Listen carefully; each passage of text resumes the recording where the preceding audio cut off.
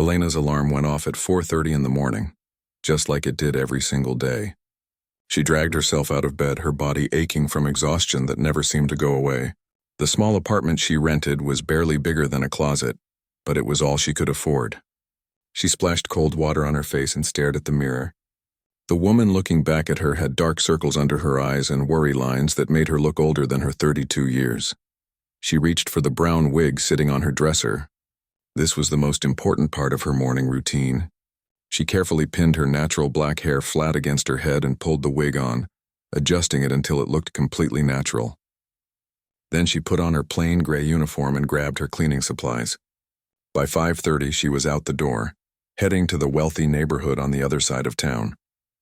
The Ashford family lived in a mansion that looked like something out of a magazine. Elena had been working for them for almost 3 years now, scrubbing their floors, doing their laundry, and preparing their meals. They were not terrible people, but they never really saw her. To them, she was just part of the furniture, someone who appeared in the morning and disappeared at night. Mrs. Ashford would walk right past Elena without saying good morning. Mr. Ashford never looked up from his newspaper when she served his coffee. Their son Thomas was different, though. He was 17, and sometimes he would actually thank her or ask how her day was going. But even his kindness had limits. She was still just the help in his eyes. Elena scrubbed the marble floors of the grand entrance hall, her knees pressed against the cold stone. Her hands were rough and red from years of cleaning with harsh chemicals. Sometimes she would catch a glimpse of herself in the shiny floor and barely recognize the tired woman staring back. But Elena had a secret so big that if anyone found out, her entire life would fall apart. Every evening after she finished her work at the Ashford house, Elena would rush home to her tiny apartment. She would rip off the brown wig and let her real hair fall free. Then she would transform herself completely. She would put on makeup, style her hair elegantly, and slip into a sophisticated black dress. When she looked in the mirror then, she saw a completely different person. By 8 o'clock most evenings, Elena became someone else entirely. She became Celeste Navarro, one of the most talked-about orchestra conductors in the country. Critics raved about her performances. Music lovers traveled from other cities just to see her conduct. She had a waiting list of orchestras wanting to work with her. Standing on the conductor's platform with a baton in her hand, Elena felt truly alive. The music would swell around her, and for those few hours she forgot about her aching back and tired hands. She forgot about scrubbing floors and being invisible. When she conducted, she was powerful. She was respected. She was seen, but this double life was slowly killing her. Most nights, Elena only slept 3 or 4 hours. She would get home from conducting around midnight, fall into bed exhausted, and then wake up at 4:30 to do it all over again. Her body was constantly sore. She lived on coffee and whatever leftover food she could take from the Ashford kitchen. People often asked Celeste why she never did interviews or posted on social media like other conductors. She always made excuses about wanting to keep her private life private, about letting the music speak for itself. The truth was much simpler and much more desperate. She could not let anyone connect Celeste the conductor to Elena the maid. The reason for all this secrecy, for this exhausting double life, was her younger brother, Miguel. He was only 24 years old and he was sick, very sick. The kind of sick where regular treatment was not working anymore. He needed experimental therapy that cost thousands and thousands of dollars.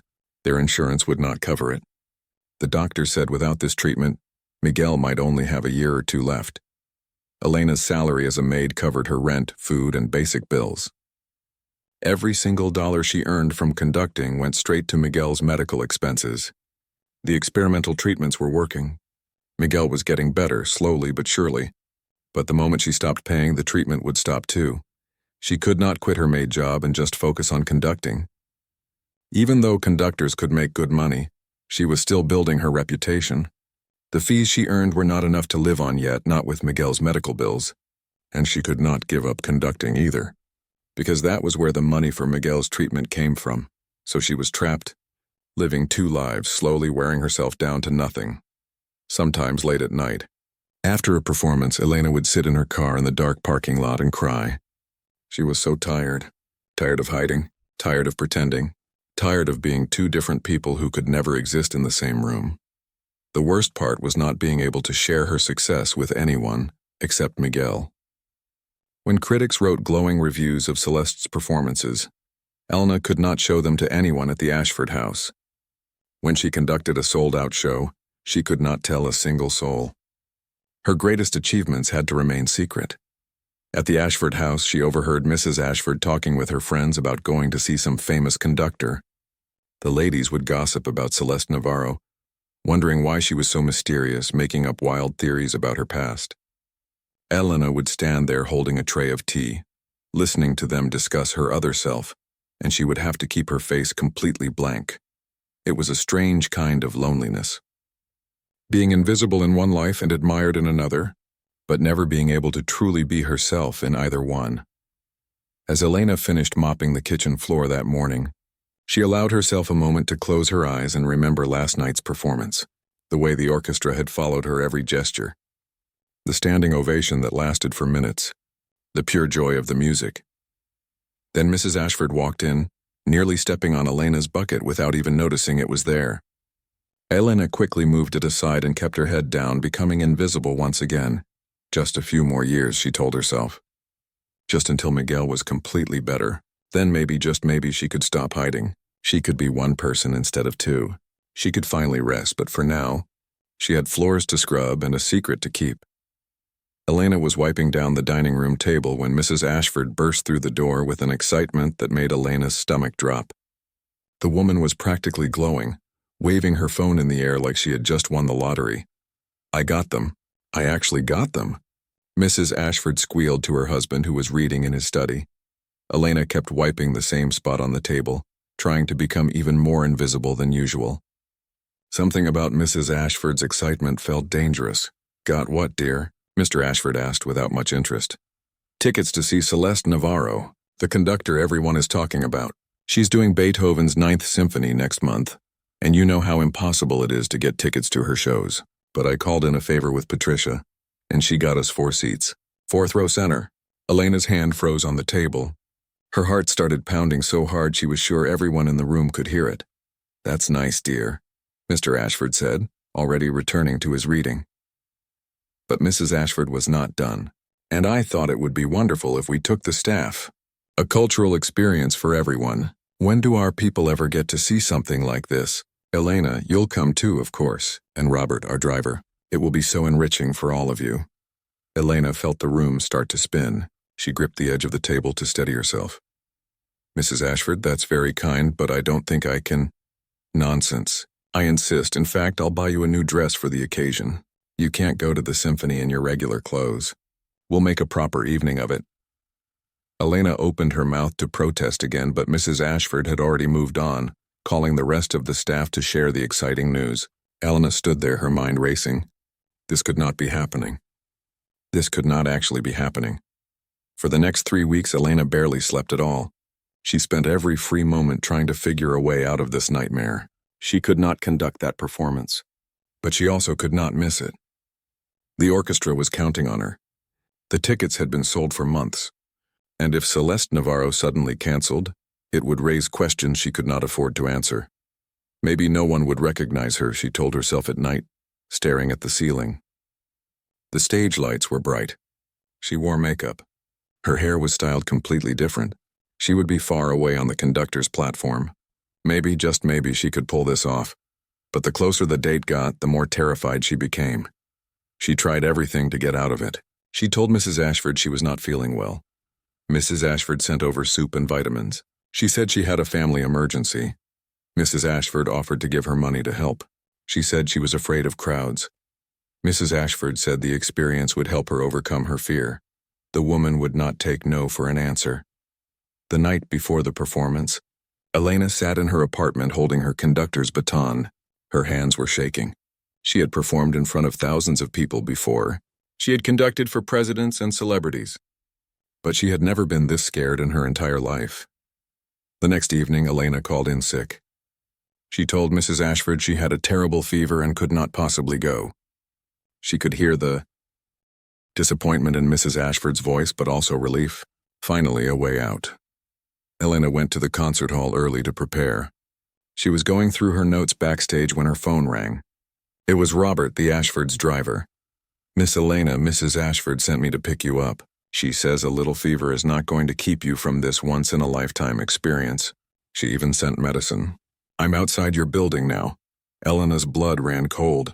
Robert, I'm really too sick. Please tell her. She insisted, Miss Elena. She said fresh air and culture will make you feel better. I'll wait.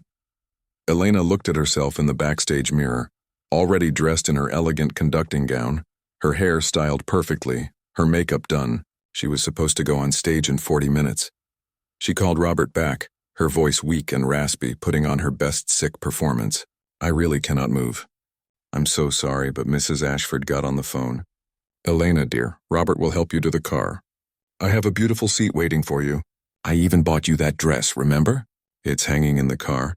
This is important to me. Please. There was something in Mrs. Ashford's voice that Elena had never heard before. It almost sounded like the woman genuinely cared, like she really wanted to do something nice for her maid. It made Elena feel even worse about the whole situation. She had no choice. She told Robert she would meet him at the concert hall instead, claiming a friend could drive her. She said she did not want him to catch her fever. As audience members started arriving, Elena peeked through the stage curtain. Her stomach turned. There were the Ashfords in the fourth row, just like Mrs. Ashford had said. Mr. Ashford looked bored already. Mrs. Ashford was reading the program with excitement. And Thomas, their son, was actually paying attention to the orchestra warming up. She spotted Robert in the balcony, looking uncomfortable in a suit. The other household staff were scattered throughout the audience. The cook, the gardener, the weekend housekeeper. All of them were there. Elena ran back to her dressing room and thought about running away. Just leaving through the back door and never coming back. But where would she go? What would happen to Miguel? What would happen to her career that she had worked so hard to build? The orchestra manager knocked on her door. 15 minutes, Maestro. Elena looked at herself one more time in the mirror. Her hands were shaking so badly she could barely hold her baton. She took a deep breath, then another, then another. She had conducted through injuries before. She had conducted while grieving. She had conducted through exhaustion that made her bones ache. She could do this. She had to do this. The lights in the concert hall dimmed. The audience grew quiet. Elena walked out onto the stage to thunderous applause. The spotlight hit her face, and for a moment she could not see anything except white light. Then her eyes adjusted. She raised her baton and the orchestra lifted their instruments. In that moment before the first note, Elena saw Thomas lean forward in his seat. He was staring at her hands. The same hands that had served him breakfast that very morning. The same hands that had cleaned his room and washed his clothes. She saw his eyes widen. She saw the exact moment recognition hit him, but the music had to start. Elena took a breath and brought down her baton. Beethoven filled the concert hall, and there was no turning back now. Her secret was about to come crashing down around her, but first, she had to conduct the performance of her life. Elena conducted the entire performance in a state of controlled panic. Every time she glanced toward the fourth row, she could see Thomas staring at her with wide eyes. He was not watching the orchestra. He was watching her hands. Those distinctive hands with the small scar on her left thumb from a childhood accident. The same hands he saw every single morning. Somehow she made it through all 4 movements of Beethoven's Ninth Symphony without falling apart. When the final note ended, the audience erupted in applause. People stood cheering. Mrs. Ashford was clapping enthusiastically, completely unaware that the woman on stage was the same person who had mopped her kitchen floor yesterday. But Thomas knew. Elena could see it in his face. She took her bows quickly and rushed off stage, her heart hammering. She needed to get out of there. She needed to disappear before Thomas could say anything to his parents. The next morning, Elena almost called in sick for real. But that would look suspicious after everything that happened. She put on her brown wig with shaking hands and went to work. The house was quiet when she arrived. She started her morning routine, trying to act normal. She was scrubbing the kitchen counter when Thomas walked in. He should have been at school, but there he was, standing in the doorway staring at her. "We need to talk," he said quietly. Elena's hands froze on the counter. "I don't know what you mean." "Yes, you do." Thomas closed the kitchen door behind him. "You're her. You're Celeste Navarro." Elena felt tears spring to her eyes, but she blinked them back. "Please," she whispered. Please don't tell anyone. Thomas moved closer, his voice still low. Why? Why are you pretending to be a maid? Do you know how incredible you are? I'm in advanced music classes and my teacher never stops talking about you. You're one of the best conductors in the country, so why are you here cleaning my house? Elena sat down heavily in one of the kitchen chairs. Her secret was out. After 3 years of hiding, of being so careful, it was finally over. She felt strangely relieved and terrified at the same time. I need the money, she said simply. Both jobs. My brother is sick. Really sick. The treatment he needs costs more than I can make just from conducting, so I clean houses during the day and conduct at night. If your parents find out, they'll fire me. And if the orchestra finds out I'm a maid, they might think less of me. I'll lose everything. Thomas sat down across from her. He looked shocked. That's insane. You're living 2 completely different lives. I don't have a choice. They sat in silence for a moment. Then Thomas said something Elena did not expect. Teach me. What? Teach me to conduct. I want to learn from you. Elena shook her head. Thomas, I can't. Your parents would. My parents don't need to know. We can do it during your lunch break. The music room is soundproof. No one will know. His voice became more intense. Please, you don't understand. I'm failing music class on purpose, Elena blinked. Why would you do that? Because my father wants me to go to law school. He has my entire life planned out, but I don't want to be a lawyer. I want to study music. I want to conduct like you, but he won't listen. He says music is a hobby, not a career. So I've been pretending I'm bad at it, hoping he'll just let me drop it. Thomas's eyes were desperate now, but watching you last night, seeing what you can do with music, how you made all those people feel something real, I can't give up on it. I won't. Teach me. If you don't, I'll tell my parents who you really are. Elena felt like she had been punched in the stomach. You're blackmailing me? I'm desperate, Thomas said. Just like you. Elena wanted to be angry, but she understood. She had been 17 once, fighting for her dreams while everyone told her to be practical. She remembered that feeling of desperation. Fine, she said quietly, but if we get caught, we won't, I promise. And so the secret lessons began. Every day during her lunch break, Elena would slip into the Ashfords' music room with Thomas. She taught him how to read a score properly, how to communicate with an orchestra using just his hands and his baton, how to feel the music instead of just reading the notes. Thomas was a natural. He had raw talent that reminded Elena of herself at his age. Watching him grow and improve, she remembered why she had fallen in love with music in the first place. Before it became about paying bills and keeping secrets, it had been about the pure joy of creation. For the first time in 3 years, Elena had someone to talk to about both of her lives. Thomas knew everything. During their lessons, she could just be herself, not Elena the maid or Celeste the conductor, but just Elena. How do you do it? Thomas asked one day during their lesson. Live 2 lives like this? Elena thought about it. Honestly, I don't know. Some days I wake up and I can't remember which person I'm supposed to be. It's exhausting. But every time I want to give up, I think about my brother. He's getting better because of this. That makes it worth it. Does he know about the double life? He's the only one who does. Well, until you figured it out. Thomas was quiet for a moment. I won't tell anyone. I promise. Not because I'm blackmailing you anymore, but because you're the first person who's ever really believed in me, who's seen what I could be instead of what everyone wants me to be. Over the next few weeks, Elena watched Thomas transform. He stopped pretending to fail his music classes. His teacher noticed immediately. Thomas started getting perfect scores on every assignment. He participated in class. He practiced for hours.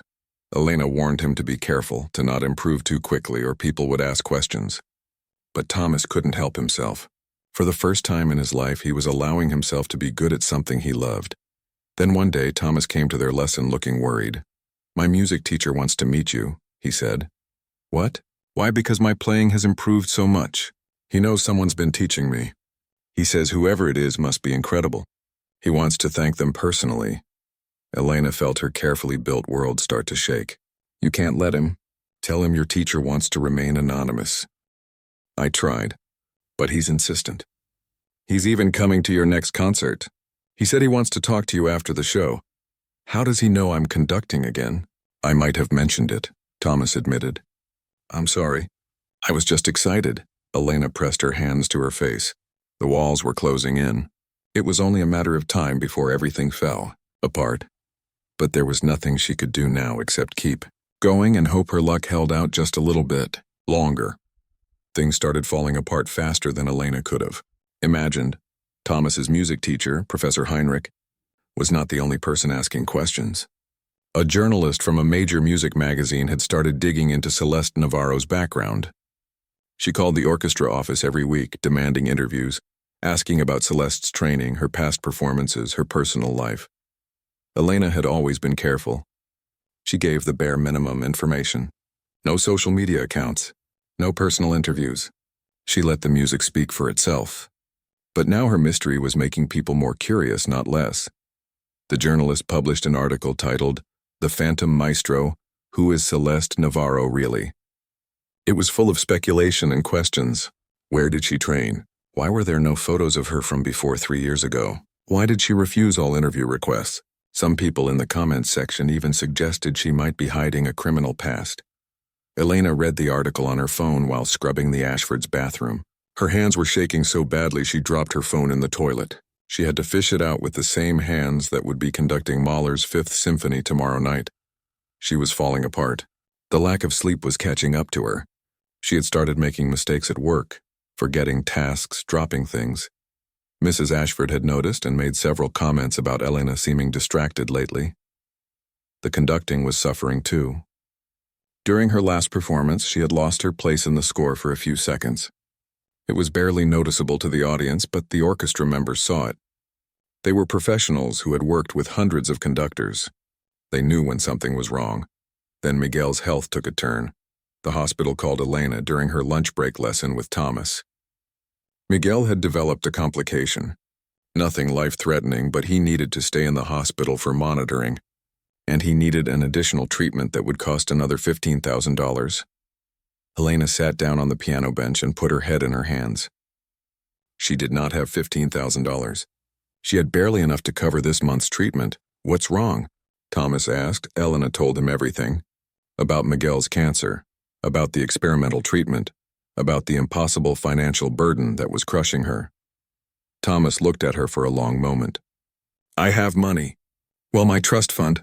I can access some of it now that I'm 17. No, Elena said immediately. Absolutely not. Why not? You're helping me. Let me help you. Because your parents would ask questions. Because I can't take money from a teenager. Because this is my problem, not yours. But Thomas was stubborn, just like his father. Then let me help another way. My father knows people. Important people. Hospital board members, donors. If he knew what you were going through. He can't know, Elena said firmly. No one can know. That evening, Elena went straight to the hospital instead of going home. Miguel was sitting up in bed, looking tired but trying to smile for her. You look terrible, he said. Thanks. You look great too, Elena replied, sitting in the chair beside his bed. I'm serious. When's the last time you slept? Elena could not remember. I'm fine. You're not fine. You're killing yourself for me. Miguel's voice cracked. Maybe it's time to stop the treatment. We both know I might not. Don't you dare finish that sentence, Elena said fiercely. The treatment is working. You're getting better. We're not stopping. At what cost? Look at you.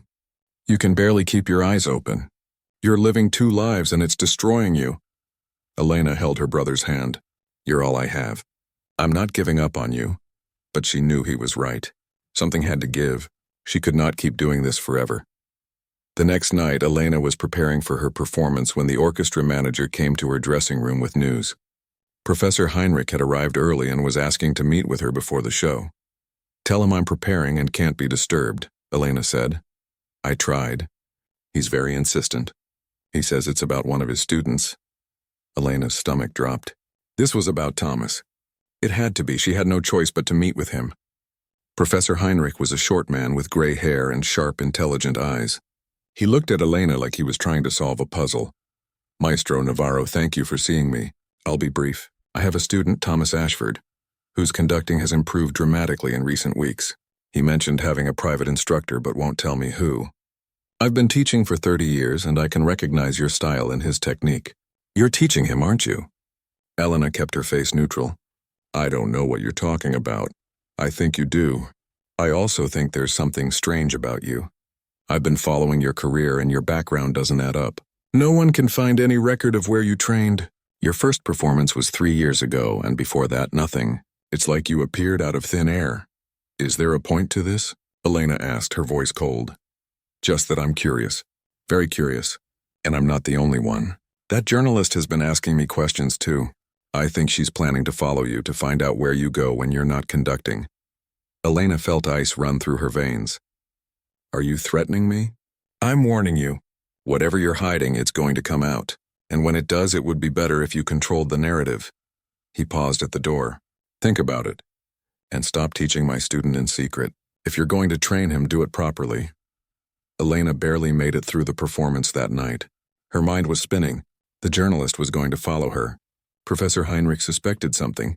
The walls were closing in from every direction. After the show, she rushed to her car, constantly looking over her shoulder. She drove home, taking a different route than usual, checking her mirrors for anyone following her. When she got to her apartment, there was a letter taped to her door. No envelope, just a folded piece of paper. She opened it with shaking hands. It was from the journalist. Just 2 lines. I know where you work during the day. We should talk before I publish my next article. Elena sank to the floor in her hallway, still wearing her elegant concert dress.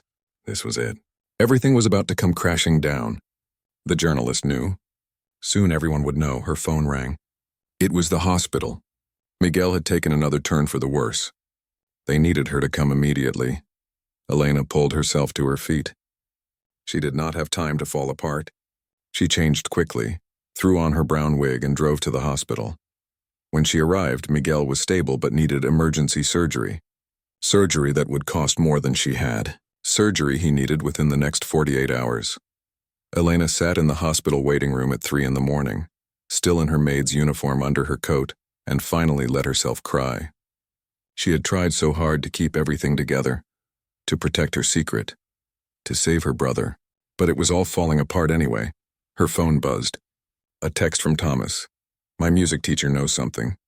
He keeps asking questions. I don't know what to tell him. Then another text, this one from an unknown number. This is Rita Caldwell, the journalist. I'll be at the Ashford residence tomorrow at noon. We need to talk. Elena looked up at the fluorescent hospital lights and wondered how much longer she could keep running before everything finally caught up to her. Elena barely slept that night at the hospital. She sat beside Miguel's bed, holding his hand, trying to figure out what to do. By morning, she had made a decision. She would tell the journalist everything and beg her not to publish the story until after Miguel's surgery. Maybe if she was lucky, the woman would have some compassion. She left the hospital at 7 and went straight to the Ashford house. She had to work. She had to keep pretending everything was normal for just a little bit longer. The house was unusually busy that morning. Mrs. Ashford was hosting a charity brunch, and wealthy guests were already arriving. Elena moved through the rooms like a ghost, serving coffee and pastries, trying to stay invisible. At exactly noon, the doorbell rang. Elena opened it to find a woman in her 40s with a sharp business suit and an expensive camera hanging around her neck. The journalist. You must be Elena, the woman said with a knowing smile. Or should I call you Celeste? Before Elena could respond, Mrs. Ashford appeared behind her. Can I help you? The journalist pulled out her press badge. Rita Caldwell, Metro Arts Magazine. I'm here to speak with Elena Morales. I've been investigating Maestro Celeste Navarro, and I have reason to believe your maid is living a double life. The entire entrance hall went silent. Every guest, every staff member, everyone stopped and turned to look. Mrs. Ashford laughed nervously. I'm sorry, what? Elena is our housekeeper. I think you have the wrong person. Do I? Rita pulled out her tablet and showed photos side by side. Celeste on stage, Elena in the Ashford kitchen. Close-ups of their hands with the same distinctive scar. Same person. Different wigs, different clothes, but definitely the same person. Elena felt the room spinning. This was it. Everything she had worked for, gone in an instant. Mrs. Ashford stared at the photos, then at Elena, her face going pale. Is this true? Elena opened her mouth, but no words came out. What could she possibly say? Then Thomas appeared at the top of the stairs. He had been listening the whole time. It's true, he said, walking down slowly. And before anyone judges her, you need to hear the whole story. Thomas, stay out of this, Mr. Ashford said sharply. But Thomas ignored him. He stood next to Elena and faced the room full of people. His voice was clear and strong, like he was giving a performance of his own. Elena is the most talented conductor in the country. She could be making a fortune living in a mansion like this one, but instead she works 2 jobs, barely sleeps, and hides who she really is. Do you want to know why? Thomas pulled out his phone and showed everyone a photo. It was Miguel in his hospital bed, smiling despite the tubes and monitors around him. This is her brother. He has cancer. The treatment he needs costs thousands of dollars every month. Insurance won't cover it, so Elena works as a maid during the day to pay her rent and bills, and she conducts at night to pay for the treatment that's keeping her brother alive. She's been doing this for 3 years. 3 years of living 2 lives, never sleeping, never resting, all to save the only family she has left. The room was completely silent now. Elena felt tears running down her face, but she could not stop them. Thomas continued, his voice getting stronger. And she's been teaching me, the kid who was failing music class on purpose because my father wouldn't let me pursue my dreams. She saw something in me. She believed in me when no one else did. She made me remember why I love music. He turned to his father. You've been planning my whole life, deciding I'll be a lawyer just like you. But I don't want that. I want to study music. I want to conduct. And Elena showed me that's possible, that dreams are worth fighting for even when everyone tells you they're impractical. Mr. Ashford's face was red. This is not the time. This is exactly the time. Thomas shot back. You all see her as just the maid. Someone who cleans your floors and makes your coffee. But she's one of the most brilliant musicians alive, and she's been right here, invisible to all of you, sacrificing everything for someone she loves. Mrs. Ashford was crying now too. She looked at Elena with completely different eyes. Why didn't you tell us? We could have helped. Because I was ashamed, Elena finally found her voice. Because I didn't think anyone would understand. Because I was terrified of losing everything. Rita, the journalist, had been recording the whole thing. But now she lowered her camera. This is not the story I thought I was getting, she said quietly. One of the charity brunch guests stepped forward. She was an older woman in an expensive dress. I'm Dr. Patricia Chen. I sit on the board at Metropolitan Hospital. What's your brother's name? Miguel Morales, Elena said. Dr. Chen pulled out her phone and made a call right there in the entrance hall. David, it's Patricia. I need you to look up a patient named Miguel Morales. Yes, right now. I'm authorizing full coverage of his treatment under the hospital's charity care program. All of it. Experimental therapy included. Elena's legs nearly gave out. What? I don't understand. Consider it done, Dr. Chen said, ending the call. Your brother will get the surgery he needs, and all future treatment costs will be covered. You don't have to do this alone anymore. Another guest spoke up, a man in an expensive suit. I run a foundation that helps struggling artists. We'd like to offer you a grant. Enough so you can focus on your music instead of working 2 jobs. Then another person offered to help, and another. Within minutes, strangers were writing checks, making calls, offering resources. The same wealthy people who had walked past Elena for years without seeing her were now falling over themselves to help. Mrs. Ashford grabbed Elena's hands. You're not fired. You never have to clean another floor if you don't want to. But if you need time to figure things out, your job is here. Whatever you need. Mr. Ashford cleared his throat. Everyone turned to look at him. He was staring at his son with an expression Elena had never seen before. Respect, maybe. Or understanding, Thomas, he said slowly. If music is what you want, then we should talk. Really talk? Thomas's eyes widened. You mean it? I mean we should discuss it. I'm not promising anything except that I'll listen. It was not a yes, but it was not a no either. It was a start. Rita put away her camera. I'm still writing this story, but not the one I planned. This is bigger than exposing a secret. This is about someone who gave up everything for love. That's the real story. 2 weeks later, Elena stood on stage conducting again. But this time there was no wig, no hiding, no double life. Miguel was in the audience, out of the hospital and recovering well. Thomas was there too, sitting with his parents. Mr. Ashford still looked uncomfortable at classical concerts, but he was there. The story had gone viral. Elena's face was everywhere.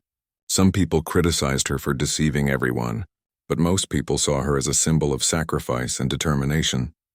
She got job offers from orchestras around the world. Elena chose to stay local so she could be near Miguel. The hospital gave him a clean bill of health 6 months later. The experimental treatment had worked.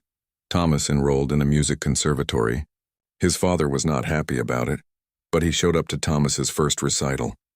That was something. Elena moved into a small apartment with Miguel. It was not fancy, but it had enough space for both of them. She kept one thing from her old life, though. The brown wig. She put it in a box in her closet as a reminder of where she had been and how far she had come.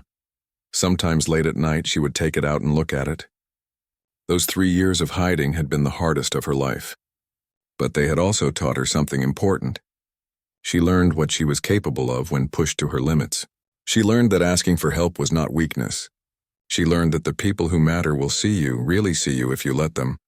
Elena never thought of herself as brave. She was just a woman trying to save her brother. But Thomas had called her a hero that day in the entrance hall. And maybe in her own small way she was. Not because she conducted beautiful music or fooled everyone with her disguise, but because she loved someone enough to sacrifice everything, and then found the courage to stop hiding and let people help her carry the weight. That, Elena realized, was the real music. Not the notes on a page, but the connections between people, the way strangers could become family, the way truth could set you free. She put the wig back in the box and closed the lid. That life was over. Now she could finally just be herself. No more hiding, no more secrets. Just Elena, and that was enough.